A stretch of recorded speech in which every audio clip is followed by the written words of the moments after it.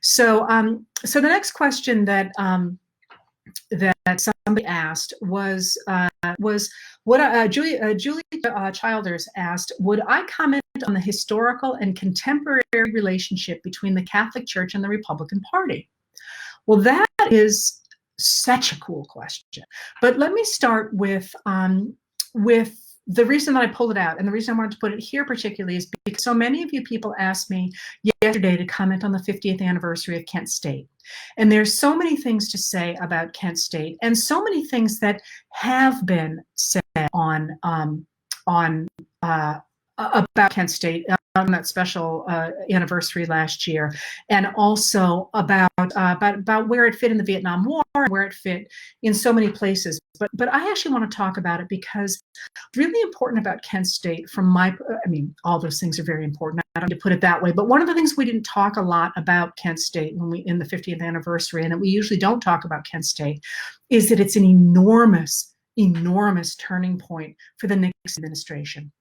Because if you remember when Nixon is elected in 1968, he is very aware that more people have cast ballots for people other than him than have cast ballots for him. And he's always nervous about everything. He's Nixon, but he's always nervous about his political popularity. And this is why early on in his administration, in the first 2 years, he looks a little all over the map. He does one that looks like he's a real Eisenhower Republican, and then he turns around and does something else that makes him look like he's a Dixiecrat, and he does something else that makes him look like he's a conservative Republican. He's kind of very hard to pin down. He's an interesting president to study for that reason. I'm sorry, I just saw somebody say the video is not working well, and this is this new system, and I'll do the best I can with it, and with luck, I'll have time when the semester is over to spend more time looking at other possible video systems that might work better. Anyway, so Nixon is dancing around from 68 to 70s. He's trying to please everybody and pretty much pleasing nobody. But Kent State is a huge turning point for him because when the college kids are killed at State, the 4 people are dead in Ohio at Kent State, that's a real wake-up call for middle-class America. Middle-class Americans wanted to send their kids to college, and you sent your kid off to college, and you assumed he was going to be safe, or she was going to be safe. And to have them shot and killed on the campus of the university was like a huge wake-up call for all these people who had previously been real Nixon supporters. And it didn't make matters better that after it ended, that Nixon's surrogates implied that the students who were shot were thugs, that they weren't really good people. And when that happened, Nixon lost the support of these people on whom he had previously been able to count. And this made him have to come up with a new political strategy. And what he and his handlers, especially Pat Buchanan and Spiro Agnew did, was to deliberately divide the American people. And they deliberately called it positive polarization, that they would, instead to create a world where everybody was sort of moving toward the same goal and they were trying to appeal to both sides, they said, we're not going to try to appeal both sides anymore. From now on, we're simply going to go ahead and split America in half because we think we're going to get the bigger half. And the reason that I mention that now, first of all, is because so many things come from that moment, the moment where Nixon sort of tosses bipartisanship over and says, that's it, I'm going to go ahead and really throw myself 100% in on polarizing America. But so much of that comes from that moment. But this is also the moment that the Republican Party courts the Catholic Church. And here's how that happens and why that happens. Okay, so as I said, this is Kent State, May 4th of 1970. And by the way, people get confused about the dedication of Stone Mountain in Georgia. They think a Reconstruction Monument. In fact, no, it's dedicated by Spiro Agnew the weekend after Kent State. And Nixon was supposed to go there and dedicate that that carving in the side of that rock that celebrates the Confederacy. But of course he couldn't because of Kent State, so Spiro Agnew goes. And it's always this great symbol for me of that splitting moment of 1970, when the Republican Party under Richard Nixon ceases to say we're going to represent everybody and says, no, we're going to divide the country in half and hope we get the bigger half. And so that's why Nixon becomes such an important figure in terms of polarization and in terms of what happens to the Republican Party down the road. So as I say, this is in May of 1970, and there's an election coming up. It's a mid-election of 1970. It's going to be in November. Where are they going to get the votes? Where are they going to get the votes if, in fact, they've lost so many middle-class Americans over the shooting at Kent State? Where are they going to get new votes? And this is where Pat Buchanan comes in.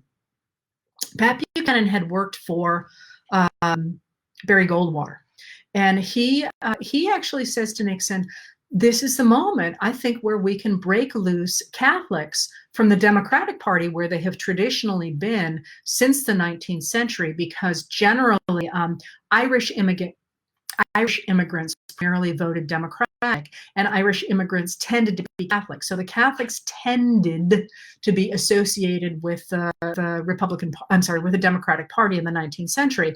And Pat Buchanan looks at that and he says, I think we can loosen them, because the Democratic Party is, or the Catholics who are currently voting Democratic are not comfortable with many of the social changes going on in American society, primarily the issue of abortion. Because by 1970, most Americans in both parties were more and more comfortable with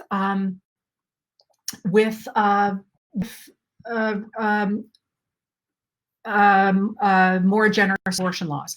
So this is where we get the rise of the abortion issue, and that's going to become so incredibly important in American history.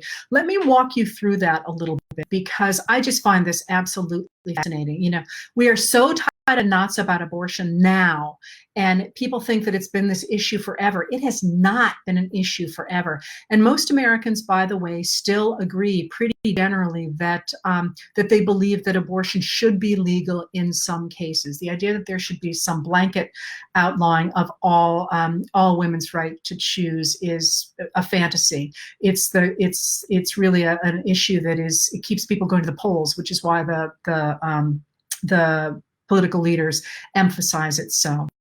So let me give you a little bit of background of how the abortion issue rises historically and how it becomes such an issue in 1970. So first of all, the whole move to criminalize abortion in America really starts in the 1870s. Until then, it's simply not on people's radar screens. And the story of how it comes to be criminalized in the 1870s is one that someday I will write about, because it's such a phenomenal story. I don't really have time to go into it now, but it involves a lot of really, really cool things: advertising and a body in a trunk and a doctor and all kinds of great stories. But I can't go into that now, although you can tell it's killing me. In any case, it's not really criminalized until the 1870s. And that's actually a really big deal. It has a lot to do with political advertising, because so much of advertising, which is what keeps newspapers alive in the 19th century, is advertising for abortion. And that means that obviously, if you're a political leader, you want to be able to advertise abortion, but you don't want to be able for your opponent to do so. And so it gets very tied up in politics in the 1870s. Anyway, because abortion is criminalized, by 1960, it's pretty clear that there's a public health emergency in America. One person looking at the issue in that year estimated that there were between 200,000 and 1.2 million illegal abortions that year, and that really endangered the lives of women, especially minority women and poor women who couldn't afford to go to real doctors, and instead they had back alley abortions, and their lives, they paid with their lives. So the people who start to talk about decriminalizing abortion in the 1960s are doctors. Doctors see this as a public health emergency, and they want to decriminalize it and put themselves back in charge of it. They want it to be between a woman and her doctor, and they want to stop people from dying from illegal abortions. So in the 1960s, states begin to criminalize abortion on a medical model, saying that that this is between a woman and her doctor. We don't want to kill people, and support for abortion rights actually grew. Now, at the same time, there's a rising women's rights movement in the 60s, as you know, and they want women to have control over their lives. And they begin to see reproductive rights as key to that. But what's interesting about it is they're not the ones where it starts. It starts with the doctors. So you actually have Betty Friedan, who's a leader of the women's movement, going to a medical abortion meeting in 1969 and saying, this is a quote, "My only claim to be here is our belated recognition, if you will, that there is no freedom, no equality, no full human dignity and personhood possible for women until we assert and demand the control over our bodies, over our own reproductive process." And then she goes on to say, women are denigrated in this country because women are not deciding the conditions of their own society and their own lives. Women are not seriously as people. Women are not seen seriously as people. So this is the new name of the game on the question of abortion, that women's voices are heard. So it's actually a kind of a latecomer to the women's rights people are kind of a latecomer to the abortion issue in the 1960s. And in fact, 1971, even the Southern Baptist Convention, which is an evangelical movement, of course, or evangelical church, of course, recognizes that abortion should be legal in some cases, and they vow to work for it and to work for sort of the moderation of abortion. By 1972, people at the Gallup polling organization report that 64% of Americans agreed that abortion was between a woman and her doctor. 68% of Republicans, 68% of Republicans who had always been behind family planning, they always liked it because they thought that it was immigrants who were having way too many children. 68% of Republicans agreed with the statement that it should be between a woman and her doctor. And 59% of Democrats did, because again, the Catholics didn't like that idea. So in 1973, when the Supreme Court writes Roe v. Wade, they're writing it actually under a Republican Chief Justice, under Warren Burger. And the decision is actually written by a Republican as well. It's written by Lewis Blackmun, and he writes the Roe v. Wade decision, and that legalizes in the first trimester.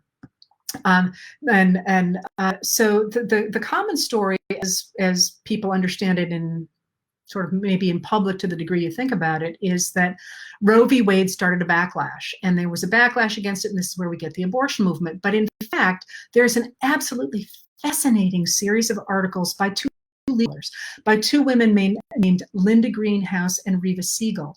And they actually did something interesting. They looked at the timing of the discussions of abortion and when people started to talk about it and when it was talked about in political and legal circles. And what they discovered was that what really happens is that the issue is polarized by the Nixon administration. And this is, of course, thanks to Pat Buchanan, because Pat Buchanan looks at Nixon's troubles in 1970, and he says that he tells Nixon that he can go ahead and woo those Catholic voters, and they're going to join him in 1970 and in the midterm elections, and then in 1972, and this is going to become a winning issue. The abortion issue is going to become a winning issue. So in fact, Nixon promptly does that. In 1970, 3 years before Roe v. Wade, in 1970, Nixon goes ahead and directs U.S. military hospitals to perform abortions regardless of state law. That's the policy in 1970. And then in 1971, after they thought of this plan, they reversed the decision. They go ahead and say, never mind, we don't want military hospitals to do abortions. And he does that to split the Democrats. And he says that is because his personal belief, he says this, he has a personal belief in the sanctity of human life, including the life of the yet unborn. That's directly Catholic language. And it's nothing like Nixon's ever said before, but he says that in 71. So then in 72, even though he and the Democratic nominee, George McGovern, who, by the way, had a PhD in American history, George McGovern, both are pretty much have the same policy on abortion. Nixon and Buchanan and Nixon's handlers framed the Democratic candidate, McGovern, as the candidate of acid, amnesty, and abortion. Like these were, these far left positions, and that's in part recognition of what was happening that year in the Democratic National convention, and it was an attempt to paint the Democrats as being extremists. In fact, then, his supporters after that in 72 go ahead and really try and use the issue of abortion to stand in for women's rights in general. So they use abortion to stand for women's rights rather than the other way around. It becomes sort of this catch-all, which is really interesting because the person who really makes this clear is Phyllis Schlafly, who is railing against the Equal Rights Amendment.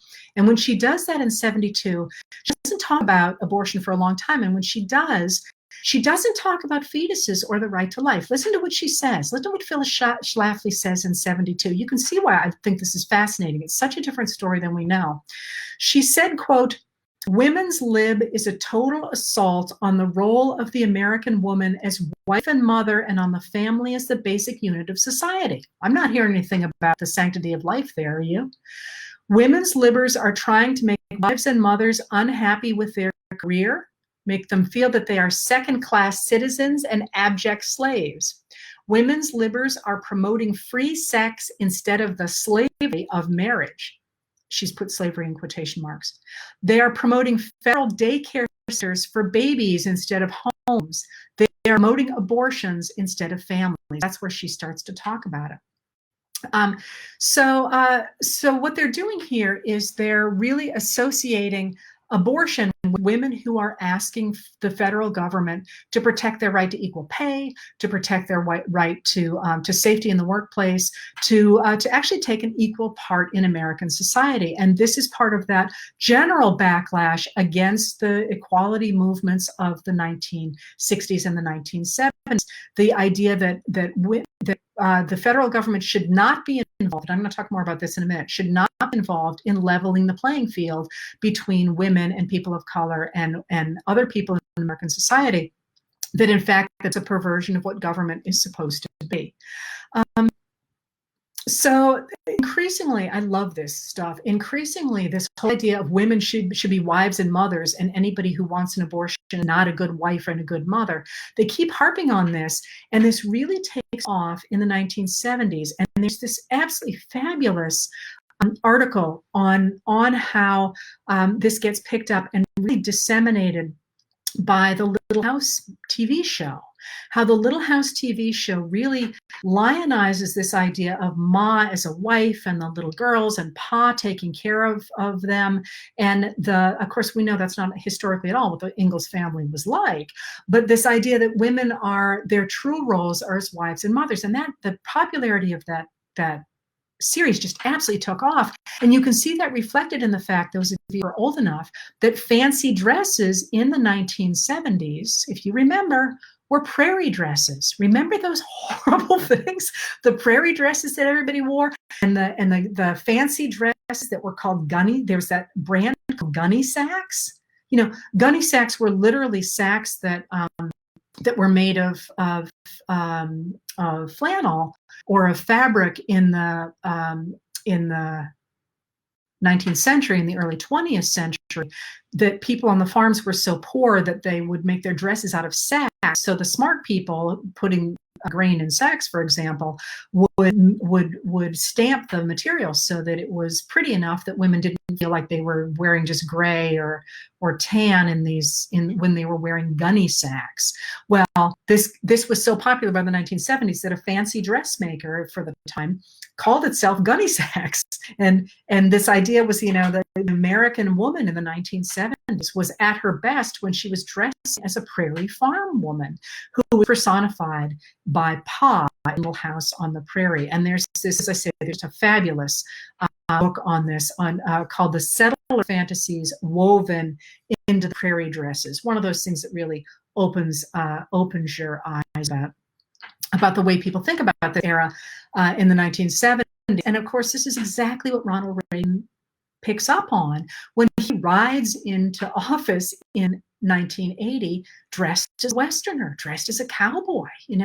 He's actually really going on this whole idea of the individualist Westerner, the cowboy, with the wife and the mother at home. And this is one of the things that really helps to solidify that whole idea of abortion somehow being against what it is to be a true woman, as opposed to saying it's just part of being an equal, right? So in 1984, a sociologist, a woman named Kristen Luker, did a study of how people thought about abortion, and she discovered that people who call themselves pro-life believed that the people they thought were very selfish women, pro-choice women, were selfish. They were denigrating the roles of wife and mother, and they wanted an activist government to give them rights that they didn't need and they didn't deserve. They just essentially wanted a tax handout. They wanted the government to do something for them, and that real women valued their children. And she actually goes into the study of why some women can afford to have both, not only in terms of money, but also in terms of time, can afford to have an unplanned pregnancy where other women can't, and how that showed a split in American society in the 1970s. I read that book in college, I think, and was just absolutely fascinated by how the way people think about things changed the way politics works. In any case, you know how this went. By 1988, Rush Limbaugh was talking about women's rights advocates as feminazis, for whom, as he said, the most important thing in life is ensuring that as many abortions as possible occur, unquote. That was Rush Limbaugh talking. And by 2016, one of the moments that really shocked me in the 2016 election was when Carly Fiorina, who was running for the GOP nomination, actually said in one of those debates that Democrats endorse the murder of live babies for the sale of their body parts, which is just this argument taken to a crazy extreme. So the question originally, back when I started on this fascinating diatribe, to me anyway, was what is the story of the Catholic involvement with the Republican Party? And it's right from that moment that the Catholics switch sides on the issue of abortion. And that issue of abortion is the one that the Republican Party has been able to hit again and again and again and again in order to keep people who usually Catholics, but also now evangelicals or evangelical Catholics, who really firmly care deeply about the abortion issue on their side. And that's how that issue, that's how the Catholics switched to the Republican Party, and how the Republican Party has retained their loyalty, and how, to some degree, abortion has become such a driving issue in our politics. All right. I'm seeing from somebody, from Liz Bisbee. Actually, hi, Liz. I recognize your names, by the way, that the skipping is making it difficult. I'm afraid there's nothing I can do about that on this end today. I think I will try and say, I will promise by Thursday to try and have a better system in place. I was quite happy with the old one. Facebook was not. I'll see what will happen from then. But for those of you who can hear, I'll go ahead and finish today. So the next question from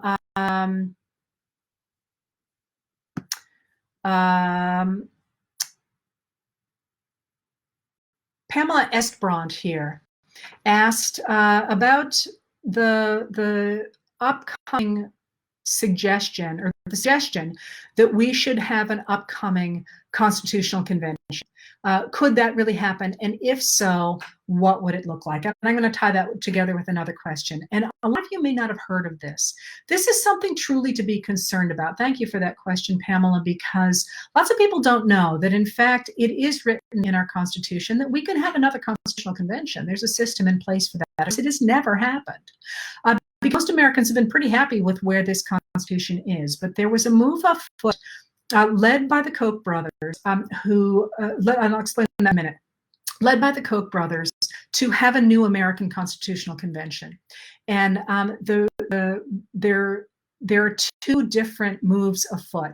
One is to have a constitutional convention that would examine rewriting the Constitution to have a balanced budget amendment. That is the idea that the government cannot spend more money in a year than it brings in. So we have to have a balanced budget. And by the way, there's not been a Republican who's balanced a budget since Eisenhower. Clinton, the Democrat, did, but Eisenhower was the last Republican to balance a budget. And of course, our budget now is just insane. But anyway, I shouldn't have said that so flippantly. That's a question for another day. But so one of the one of the angles for the new Constitutional Convention is the idea of a balanced budget amendment.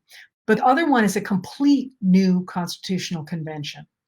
Okay, so those two things are both there. Let me go another step further, and that is that the reason that this is being pushed by the Koch brothers is that the Koch brothers are libertarians. You know, they are associated with the Republican Party because so many libertarians have found a home now in the Republican Party, but they're not traditional Republicans. They are libertarians, and they would like to destroy the federal government. They want to get rid of all the stuff that the federal government does because they don't believe in government oversight.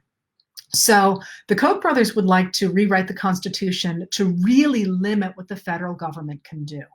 So the way that you get a new constitutional convention is that a number of state legislatures have to say they want a new constitutional convention, and very quietly under another organization that I don't really want to talk about right now, so I don't go into it. Very quietly, state legislatures who are very friendly to the interests of the Koch brothers have been passing resolutions that say yes, they'd like a new constitutional convention. And by my last count, I didn't check this, I think we're only 6 states down. If 6 more states say, yeah, we want a new constitutional convention, then we would have a new constitutional convention. This is definitely something to be concerned about because of the very fact that once you start a constitutional convention, all bets are off. Remember that our Constitution, the one we have now, was from a convention that was only supposed to revise some of the pieces of the Articles of Confederation. And they got together and they said, you know, we actually think we should rewrite the whole thing. So they tossed out the articles and rewrote a completely different document. And this is why I am 1,000% against having the Koch brothers' interests urge us to rewrite a constitution, because I have no faith that it would be a good faith constitution. And what that says is, to me, is that that if in fact we even took the balanced budget amendment constitutional convention, and which, by the way, you don't want the federal government, I should say, I don't want the federal government to have that kind of a limit on a balanced budget. I think there's other ways to deal with our budget crises because you need flexibility. You can see this right now in the states, for example, which are in terrible trouble right now as their tax revenues have fallen off during a pandemic. They don't have the flexibility that the federal government does, because the federal government doesn't have to meet its budget every year. And you need those two things in a system. So I don't want that to happen. I don't trust it to happen. And that is something that you absolutely should weigh in on. If you think it's a bad idea too, out of fear of what could happen, then you ought to make your voices heard on it. Because as I say, check and see whether or not your state agrees to it. And if your state is one of those considering it, because we don't want this to happen. It's not on the front burner right now, but I don't even think it should be on the back burner. Now that brings up another question that Pilar McGam asked, and that is, do I foresee significant changes if a Democratic Congress comes into power to protect against abuse of power like we are seeing now on the current executive, particularly if the other two branches of government choose not to, for example, exercise their oversight duties as we are currently seeing right now. Do I expect that? 100%. And the reason for that is not simply because we now have a change in government will force us to address the weaknesses that we now see, but also because, I just saw at the corner of my eye, somebody said, I thought one of the Koch brothers had died recently. He did. So it's only one Koch brother, but I sort of think of them still as an interest. It's a Koch family, really. Their father was actually a libertarian who was he actually helped to fund the first early days of the National Review, which is the newspaper that William F. Buckley Jr. starts in 1955 to agitate against the New Deal state. Anyway, do I expect to see changes in the Constitution? 100%, and not simply because we have to deal with what the weaknesses we now see, but because if you look at our Constitution over its history, there have been waves of changes in the Constitution, and we rarely get a single change in the Constitution. We usually get a whole bunch at once. because what's happened is people have sort of been uncomfortable for a while and they haven't made changes. And then when they do start making changes, they make 3 or they make 2 or they make 4. And it's been a very long time since we've had a change like that. And we are overdue for that kind of muscle stretching and growing. And I expect that we are going to see that if, in fact, the Democrats take over the government in 2020. All right, so that's those questions. So there's another question here from Natasha Bitter. And that is the question of how the judicial branch has changed the landscape of the United States over the last 100 years. And my only complaint about that question, Natasha, is why would you ask a historian about such a short period of time? And of course, I'm teasing you, because that's what people focus on is the last 100 years. But I'm gonna end by taking you forward a little bit more, by taking you backward a little bit more than that. When people talk about the landscape of the last 100 years, or talk about the judicial branch, one of the things that's really important to remember is the founders set up our government in a really particular way. They wanted change, but they didn't want radical change. So what they did is they created the 3 branches that change in very different ways. So you have the House of Representatives, which changes every 2 years. So it can pivot on a dime. It can, it is an absolute bellwether. You can change the House of Representatives every 2 years, and it can really move the people. Then you got the president. The president changes every 4 years. So he or she is a little bit slower. They're going to change, but maybe not so fast. And then you got the senators. The senators are going to take their time. The senators are there for 6 years, and every 6 years, only a third of them turn over. And they're all on these staggered systems, and they're kind of the brakes. The Senate's the brakes. But if all of those things fail, you've got the judges, and the judges they're there for life. So, man, you got to make sure they're good, but you also got to realize that they're the ones who are going to anchor society. And that's really quite deliberate. But there's something funny about that, about the Senate and, well, all of our government right now. And that is that all of those things had built into them an automatic change system. And that is that when the founders wrote the Constitution, they had no concept of the idea that people could live as long as we are living nowadays, and that people could move by airplane or by car or by train. Those things are unimaginable, of course, in the 1700s. So when they gave judges positions for life, they did not expect to have these judges sort of sitting in chairs, seeing how many decades they can live. Simply because if you were a Supreme Court justice and you had to ride the circuit on a horse, which is what they did, you were going to pack it in when you got to be a middle-aged man. You were going to say, no, I don't want to be out there riding my stupid horse around these horrible roads, risking my life, sleeping in beds all over the circuit, with lice and bed bugs and fleas and the guy next to me. I'm done. I was pretty good when I was in my 40s. I made my political career on this. Now I'm done. I want out, and I'm going to resign. They did not expect we would get to the point where people could hold office. You got people now who are in the Senate, for example, who would not be able to get to Washington on a horse. All right.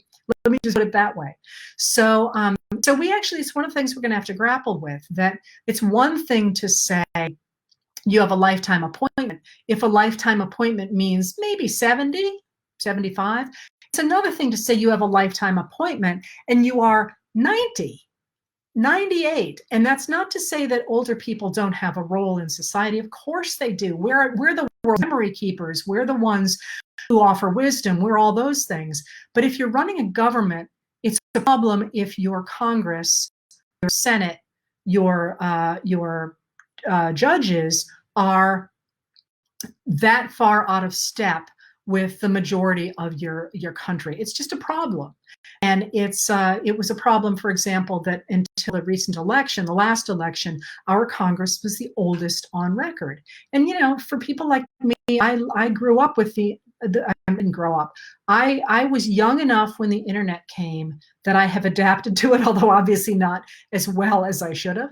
But you know, I'm the upper, really the upper edge of that. And I still know people who won't use email. So, like, the fact that people are literally in Congress who are in their 70s and 80s and don't understand the internet, you guys are just in a different world than you younger people are living in a different world, even than I am, but certainly than they are. And I always say to my students, I can't see your world because I lived in a different world. I lived in a linear world while you live in a kaleidoscopic world. That's not to say the world is less valuable, but I sure should not be telling you people how to think because I just don't inhabit the same space that you do. So that's one of the things that that matters about the question about justices.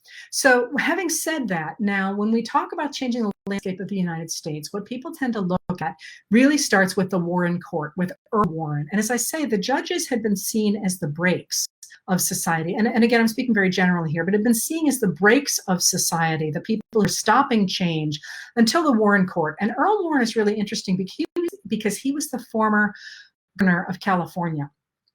And it's also significant, by the way, that this is, I believe, the first in American history that we have no people who have been elected officials on our Supreme Court.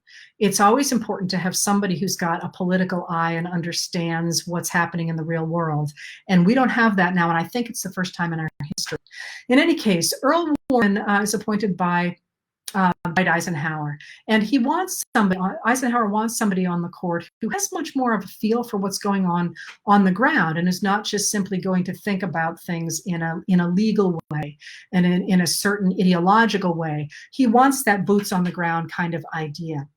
And Earl Warren comes in, and he comes in after World War II, and he comes in from California, which is a state where Mexican Americans have been successfully challenging segregation laws really since World War II.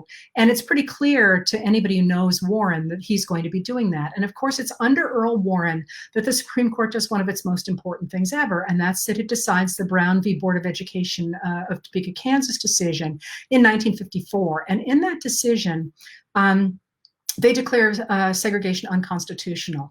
And that, by the way, is, and I cannot emphasize this enough, a unanimous decision. And it is a unanimous decision under a Republican president, under a Republican Supreme Court Chief Justice. And that decision that the US government needs to make sure that every American has equality of opportunity is what people pointed to opponents pointed to as an example of what they call judicial activism. As judges changing American society. Everything was just fine until Earl Warren came along. And a series of decisions under Warren in which the Supreme Court tried to level the playing field, created a real backlash against opponents of those laws that were trying to make it fair for people of color and for women. And they became known as activist judges. And this became a real rallying cry on the right, that we had to get rid of activist judges, which is incredibly ironic because the judges until the 1980s really were designed to be appointed for their intelligence and their ability more than for their ideology. And that's not always the case. Obviously, every president is going to go ahead and try and put his people on there. He's trying to pay off debts. He's trying to make people, different constituencies happy. But they're really not trying to push to create a specific deliberate ideology in the modern era. I'm going to take you back to a previous Supreme Court in a minute. In the modern era until the Reagan administration. And during the Reagan administration, Reagan's Attorney General, a guy named Ed Meese, deliberately politicized the Department of Justice. And he actually said this out loud. He said he wanted to, quote, institutionalize the Reagan Revolution so it can't be set aside no matter what happens in future elections. And Ronald Reagan appointed more judges than any president in history, including 3 Supreme Court justices and 1 Chief Justice. So you've got a whole big shift right there. And then the rightward swing of the court continues. And this is something that people didn't look at well enough, I don't think. It continues really dramatically after the 2000 election, which again is a deeply problematic election. But it was an election where the popular vote went pretty overwhelmingly to Al Gore, the Democratic candidate. And yet, because of the Supreme Court itself, the Supreme Court put George W. Bush into the White House. And George W. Bush, of course, appoints 2 more Supreme Court justices, including a Chief Justice. And then finally, really dramatically, you see the attempt to really change the Supreme Court in an ideological fashion with Mitch McConnell, the Senate Majority Leader Mitch McConnell, who took the astounding step of refusing to hear a confirmation case for Barack Obama's nominee for the Supreme Court, Merrick Garland, who was known as really quite a moderate. He was appointed to his federal courtship unanimously. There was no doubt he was really a superb, Republicans and Democrats, and he was really a superb appointee. But Mitch McConnell simply says, let's let the voters decide, and refuses to go ahead and even hold any kind of a hearing on Merrick Garland. And what that does, of course, he does that not just with Garland, but with all kinds of judges, and he manages to keep those bottled up so that Donald Trump would go ahead and be able to fill those positions, which to me has always been a really, really big issue, because how did he know it was going to be a Republican? I mean, if it had been Hillary Clinton, who was elected in 2016, as everybody expected, why wouldn't he have rushed through Merrick Garland and Obama's more moderate judges? I think that's a really important piece of a puzzle right there. Anyway, so we've got that going on right now, and of course, right now, this week, the Senate is back in Washington, continuing to put through federal judges as quick as they possibly can, even though there's this pandemic, because they're trying to put as many judges in place as they possibly can.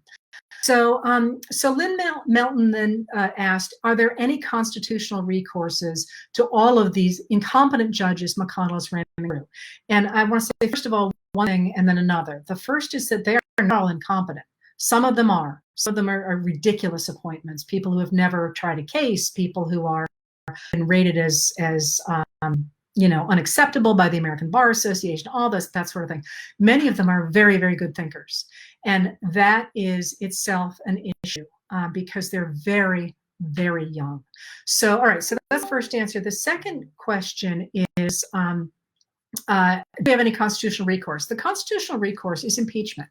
If somebody, the judges are supposed to hold their offices during terms of good behavior, as I believe. That might not be a direct quote because it's not in front of me of the Constitution, but that has generally been assumed to mean for life, that unless you really start, selling pardons or sending African-American children to prison for payoffs or drinking on the job or whatever, generally you're going to get your position held. There are a number of thinkers, including on the Republican side, who say, no, good behavior is literally that, good behavior. If you're not operating in good faith, you're out.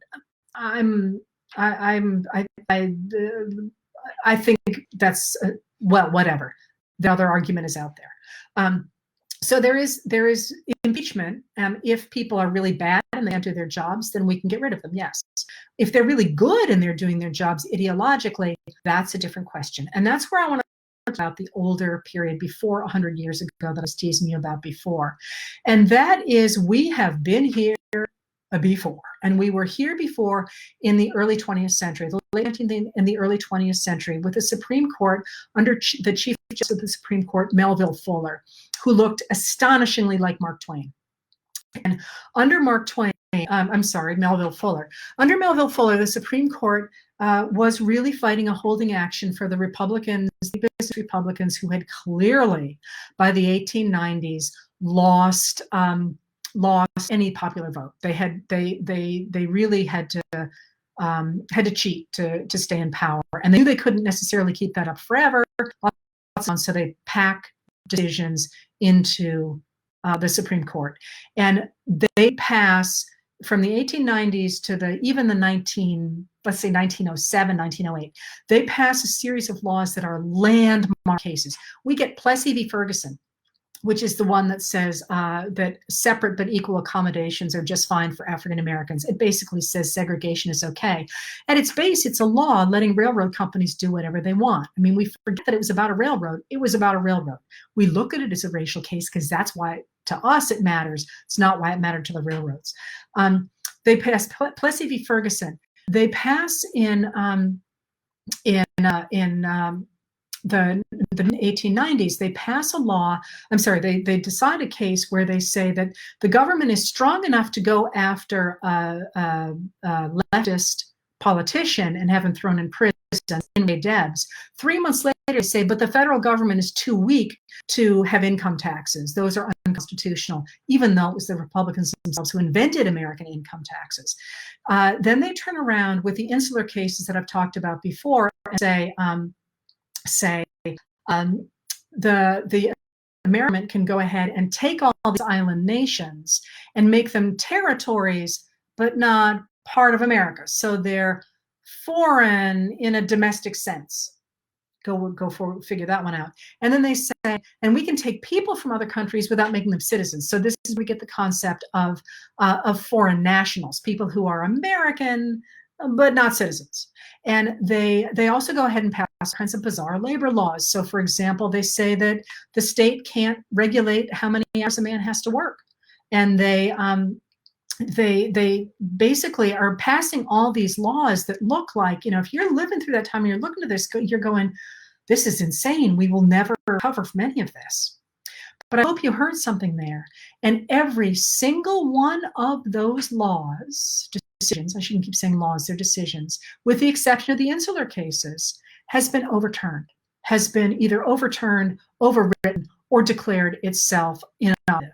And that is important right there, because what really happened in that era was not that the judges saw the light. They were madly doing this as quickly as they could, but that the American people changed. And the American people looked at these decisions and said, no, this is not what we want out of our country. This is not the way things should be. And they changed the laws. They changed the decisions. And you see this again. And now, of course, nobody even remembers the Melville Fuller Court. We remember the individual decisions, but nobody looks at that guy and says, oh, hey, I remember him. That's Melville Fuller. They look at him and say, Mark Twain looks a little odd today, because we don't remember what those people did. The other place where you can see this happen is, of course, that FDR wants desperately to shut up the old men, as he calls them, on the Supreme Court, because they keep deciding against the New Deal. And he threatens them. There is nothing in our Constitution that says how big the Supreme Court should be. It's been a number of different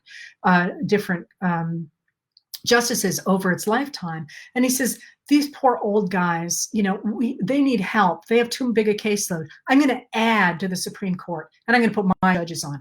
It's an overreach. People get really upset by that, and they say, no, you're going too far. You can't pack the Supreme Court, it's called.